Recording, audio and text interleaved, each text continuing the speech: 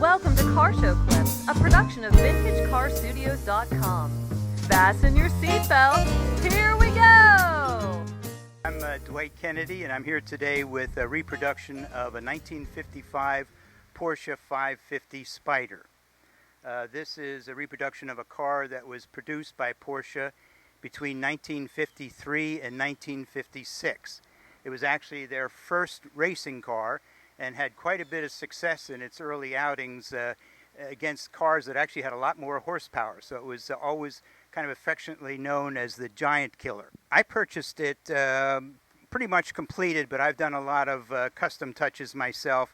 I put all the graphics on it and the headrest and changed all the suspension and all the wheels and so forth. So I've done quite a bit of work to it myself to personalize it for the way I wanted it to be. Now, it's already painted, and this is a color that's a very close replica of the way they were in 1955.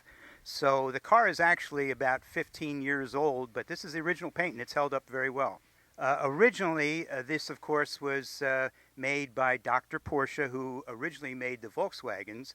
So actually, the early Porsche racing cars had a lot of Volkswagen-type parts in it, and this one does as well. The original cars had about 110 horsepower. This car, though, has a pretty highly modified Volkswagen engine in it that's actually putting out about 160 horsepower. It's about a 2.2 liter engine, and it has 2 Weber carburetors, and the car itself weighs only about 1,400 pounds, so it's pretty quick.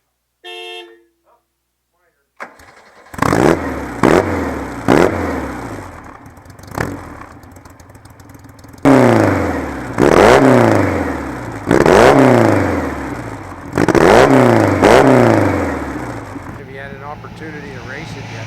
I have not, and I'm not planning on doing that. I did race cars in the past, but this is just a pleasure car and a show car for me now. Very nice. Anything else special about it that you put on, or you just stay pretty much stock? It's pretty much stock. I, of course, put the numbers and the graphics on to make it look like the way they looked when they were actually raced. And the number 46 has special meaning to me because I raced Formula Vs for about 30 years, and that was always the number that I had in Sports Car Club of America road race. These decals, we have the Flying Red Horse, and we also have the Castrol decal, and both of these are period correct. You can get these now that are more modern and more stylized, but I wanted the ones that were actually period correct. So these are ones that actually are just as they were printed in 1955. So they were a little bit more difficult to find, but I was able to find those on the internet as well. Yeah, you didn't get to find them down the road. No, they weren't at Walmart. Interior, Dwight, you've got a wooden steering wheel and, really nice looking belts and seats and everything like that. I'm assuming that's all natural too. How did you do that? Well, they came with the car, and they are very close reproductions to how the originals actually were made. And they're real leather. I got the seat belts, which are something you can get online, but they're very close to this kind of seat belts that were used back in the day, because back then there really weren't too many seat belts available, so the racers would actually go to Army-Navy stores and get seat belts just like these that they used in the Air Force. So that's what I put in there to try to reproduce the way they were, again, back in 1955. That's interesting. How about the gauges too? I mean, are these racing gauges or just something normal that you would use? These are gauges exactly as they were on the original cars. There's a tachometer and a speedometer and a few other things, but this is the way it actually was in the original car. I like your headrest too there. That has functionality to it. Yeah, originally they did not have those, but they started coming from the factory like that because they found out there was a little bit of aerodynamic advantage to having those. So that is one thing that I did have put on myself. I was able to locate one of those on the internet and have it painted and installed that.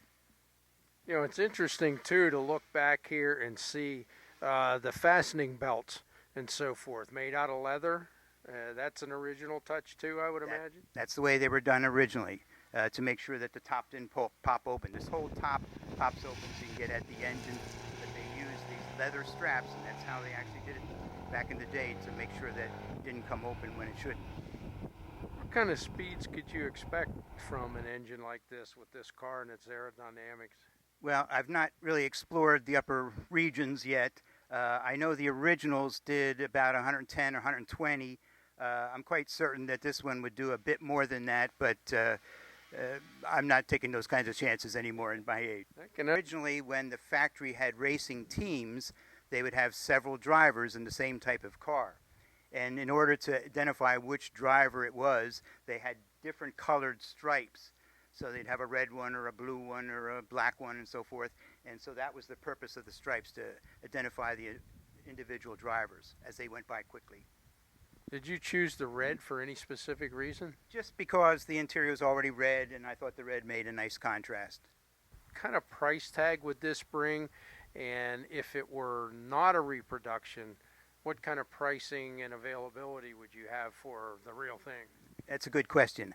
Actually, there were only 90 original ones made between 53 and 56, and many of those were actually demolished in racing and so forth. In fact, one of them was James Dean's car.